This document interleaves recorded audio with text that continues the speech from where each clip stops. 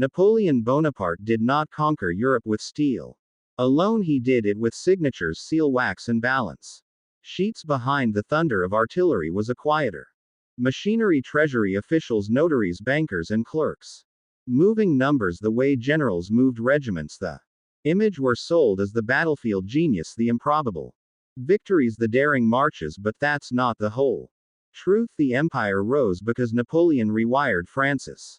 Money. He understood what most rulers before him did. Not a state can outfight its enemies for a season, but it can only outlast them if it outfancies them, and that is the story you were never taught. How a young Corsican, inheriting a ruined treasury after a revolution, rebuilt a financial system strong enough to fuel 15 years of war, law and modernization. France at the end of the 18th century was a wreck in elegant clothing. The monarchy had fallen under its own debts for decades. Kings borrowed to fund wars and court luxuries, leaning on a tax system that exempted the richest orders and squeezed the poor. When the revolution detonated in 1789, it toppled the political structure but not the arithmetic. The new regime tried an emergency fix, paper notes called assignats, supposedly backed by confiscated church lands. At first, it felt like magic, liquidity without pain, until it turned into inflation without brakes. By the mid-90s of that century, prices were exploding, confidence was imploding, and everyday trade was choking on distrust. Armies marched in wooden shoes, creditors demanded metal, not promises. France had political vision but no monetary spine. Napoleon walks into this chaos in 1799 as first consul. He is 29, a soldier by training and a systems thinker by instinct. He sees what must come first: credibility. Before you can command an army, you must command a currency. So he does something radical for a nation still hot from revolution. He creates a bank, not the old courtiers' fountain of privilege, but a hybrid machine built to serve the state's stability and the economy's oxygen. In 1800 he charters the Banque de France. Private investors put up capital, the state grants privileges and direction. That mix is deliberate, purely public money risked returning to politicized printing, purely private finance risked.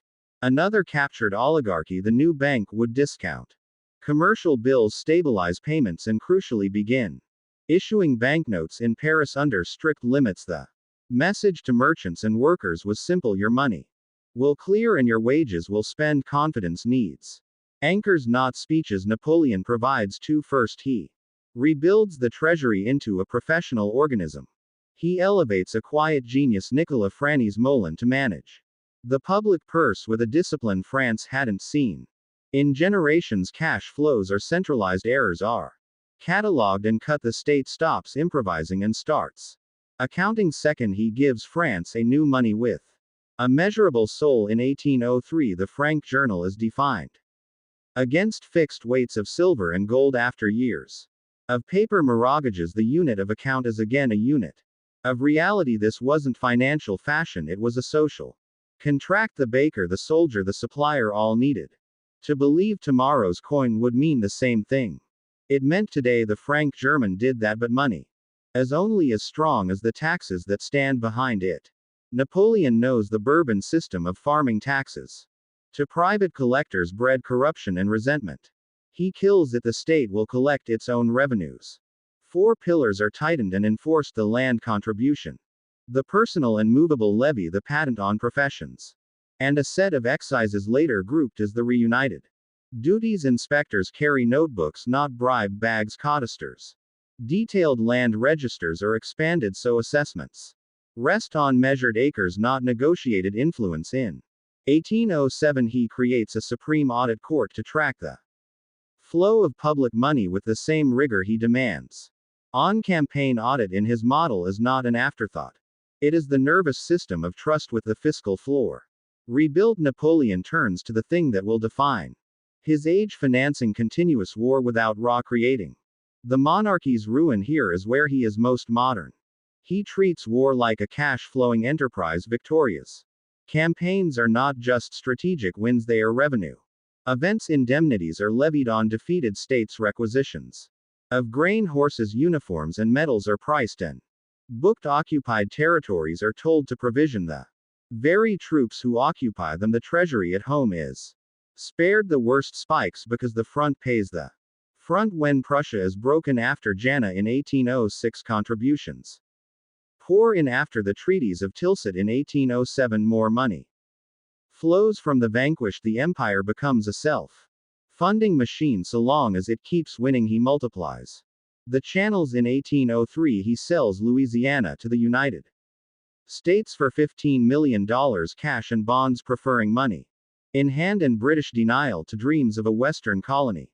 He could not defend, he turns conquered administrative chaos into taxable order. The code is imposed, customs restored, and local treasuries put on schedules. He even imagines credit for enterprise, coaxing municipal savings, banks and departmental discount houses into existence, so commerce can breathe while armies march. The empire's economy is not an afterthought, it is the second front. But every system has a stress test. For Napoleon it is the water, the one thing he cannot command. He tries to strangle Britain with the Continental System, a vast economic blockade designed in 1806 to close European ports to British goods. On paper it is strategic finance. Deny the enemy trade revenues, starve his credit, break his will without a shot. In practice it is the place where policy meets human incentive and loses. Smuggling becomes an industry neutral, flags become masks, coastal towns collude to live, the blockade bleeds his allies and fuels resentment while Britain adapts, rooting commerce and innovating finance to ride out the storm. Harbors that once hummed go silent, prices bend in the wrong places, a weapon meant to suffocate the enemy begins to bruise the friends. He adjusts by tightening internal control, more customsmen, more seizures, more fines. This is the first lesson for every modern leader who admires Napoleon's administrative brilliance. Coercion can extend policy, it cannot replace economics. A continent will not remain poor on purpose indefinitely. Markets find cracks, the state spends treasure plugging them. The more energy you pour into prevention, the more brittle the system becomes. Napoleon learns this in invoices long before he admits it in proclamations. For a time victory's paper over the strain. Olitz pays for a year, Wagram buys another, but the arithmetic is turning. The moment of truth comes with the snow. The Russian campaign in 1812 is not just a military catastrophe, it is a balance sheet killer. The lost men are not just uniforms and muskets, they are the Republic's most expensive line item, trained human capital, carcasses of horses in the drifts are not just tragedy, they are the collapse of mobility the Treasury has been feeding for a decade. Supplies pre-positioned at cost are torched on retreat. The contribution model flips overnight. Instead of the front paying the front, the center must drain itself to rebuild what the ice destroyed. Creditors who once raced to roll notes now hesitate. Even the best administered treasury cannot fund a war that heats faster than any tax code can feed, and yet, and this is essential, the edifice he built does not vanish with him. When Paris falls in 1814 and the emperor is sent away, the bank remains, the Franc German stands, the audit court keeps counting, the tax collectors keep walking their routes. France has been given a financial spine that is Napoleon's deeper legacy and the reason we still live with his shadow. He did not merely seize Europe, he standardized a nation. He proved that law, money and administration could be fused into a durable engine of state that outlasted the man who assembled it. The deeper you look, the more his era reads like a manual for the modern age. A central bank with private shareholders and public aims, a stable currency tied in its founding to metal weights. People could trust a tax system designed to be broad, knowable and internally collected. A treasury run by professionals, not patrons, and a sober recognition that war, no matter how brilliantly executed, is a financial business that can bankrupt even the strong if it is not matched by peace. That pays the empire is extraordinary precisely because it is ordinary in its components. There is no magic in stability, only structure, enforcement, and incentives aligned with reality. But if you stop the story here, you miss the warning baked into the triumph. Systems built on constant external revenue, indemnities, requisitions, plunder are today's easier cousin. Rolling deficits justified by growth share the same Hidden risk they condition the state to need what victory or momentum provides they build fixed costs that feel normal bigger armies larger bureaucracies thicker roads. Grander programs then comes the shock the winter the war the recession the crisis and the state discovers that the cash engine beneath the pageantry cannot sustain the load that is when governments reach for tools that look modern but rhyme with the past aggressive money creation emergency borrowing and the quiet hope that confidence will do the rest sometimes it does sometimes. It doesn't economic history is the ledger of those choices. Consider what Napoleon got right that outlived him. Start with the money itself the Franc Germinal's restraint. Defined against weights of silver and gold was not ideological it was psychological after the hallucinatory years of paper that died in people's hands France needed an anchor beyond politics when your unit of account is measured in something tangible contracts stabilize. Wages mean something and the state's promises feel real. That credibility lowered borrowing costs investors will lend at tolerable rates when they believe the repayment will arrive in a currency that still buys bread that single design choice lubricated everything. From road building to grain trade next the administrative nervous system the decision to collect taxes directly stretched beyond revenue it created a map of the country's productive reality cadastres taught the state where the farms were how large and who owned them audits taught the state who paid and who did not that knowledge was power and not only for extraction it allowed targeted investment canals where commerce begged for water ports where customs could multiply schools where future clerks and engineers could be made money is not just numbers. It is information Napoleon's France learned to record. It not guess it then law the Napoleonic Code is usually taught as a legal milestone not a financial one but property rights contracts and inheritance rules are the oxygen of credit when merchants know how disputes will be judged and heirs know how estates will be divided. Lenders know how collateral can be realized courtrooms are cash flow machines when they produce predictable outcomes the emperor's legal standardization reduced the friction that had kept regional markets provincial. A Leona bill of exchange became intelligible in Antwerp. That is finance disguised as jurisprudence but even as he hardened France's financial bones Napoleon built fragilities that every modern nation recognizes in its own mirror the Continental System as the first trying to embargo the greatest maritime trader of the age without mastery of the sea forced him to rely on coercion not competitive advantage it punished his own port economies pushed trade into the shadows and subsidized corruption the more he squeezed the more valuable the smuggler's skills became economic war leans on enforcement commerce leans on consent when policy tries to replace the latter with the former the ledger bleeds in ways budgets never predict the second fragility was strategic finance's addiction to momentum victories functioned as forward funding that conditioned planning assumptions in ministries not just instance to the expectation of tomorrow's contribution when that revenue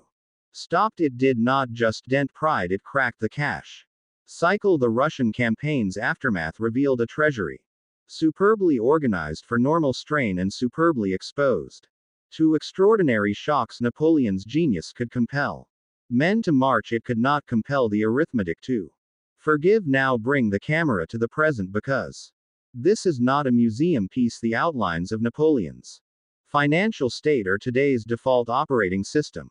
Every major nation runs with a central bank that mixes public aims with private channels every serious economy understands that currency credibility is the silent determinant of borrowing costs growth and geopolitical reach every finance minister knows that competent tax administration credible audits and predictable property law do more for investment than slogans in every government tempted by endless stimulus or forever wars runs into the same wall math patience and trust have limits modern leaders have tools Napoleon lacked from fiat currencies unbound to meddle to instantaneous debt markets that can soak up trillions those tools can stabilize shocks that would have flattened 19th century states but they invite a different temptation to treat the extraordinary as normal emergency money creation becomes routine Deficits become permanent investment security commitments. Metastasize, the state grows into a structure that assumes tomorrow's victory or tomorrow's growth will fund today's promises, and when it doesn't, the quiet machinery we admire in Napoleon's France begins to make a different sound, not the hum of order but the hiss of pressure. So what should you, the viewer, carry away beyond the history? First, that financial education is not a hobby. It is citizenship. If you understand how currency credibility lowers borrowing costs, you can read central bank announcements and hear consequences, not just words. If you understand how tax administration maps an economy, you can spot when reform is code for opacity. If you understand how law is the skeleton of credit, you can see why sudden rule changes scare capital away. Economic history is not about dusty dates, it is a manual for recognizing power and where it sits, how it moves, and who pays when it shifts. Second, and that real wealth is more than rising charts. Napoleon's story shows that durable prosperity came from structure. Money people trusted, taxes people understood, courts people believed, and accounts people could audit. Those ingredients outlive the parades, the illusions, the paper miracles of the revolutionary years. The fantasy that a continent would stay poor to obey a blockade, the belief that victory was a permanent revenue stream, all cracked under stress. Your life is smaller than a state, but the principal scales build your finances on cash flows. You control skills that hold demand and assets that make sense under tighter money, not just looser speculation. Fills feast structure fills winters. Third, that money and power remain married. Napoleon grasped that coins and cannonballs serve the same master policy when that the financial system serves the plan. The plan can move mountains when the plan ignores the financial system's limits. The mountain slides back. Look around. Sanctions turn banking rails into battlefields. Interest rate moves decide which nations breathe and which gasp. Currency credibility once lost is not restored by decree. The rulers who remember this stay, the ones who forget are remembered as warnings. If there is a final image worth keeping, it is this: a ledger lying open beside a map. Napoleon spent his life with both. When the columns and the contours matched, he was unstoppable. When the lines on parchment overruled the lines in the books, defeat was already marching. History doesn't repeat, but if you don't understand it, it'll crush you all the same. If this gave you a new perspective, hit subscribe. History has the answers, it'll show you where to look.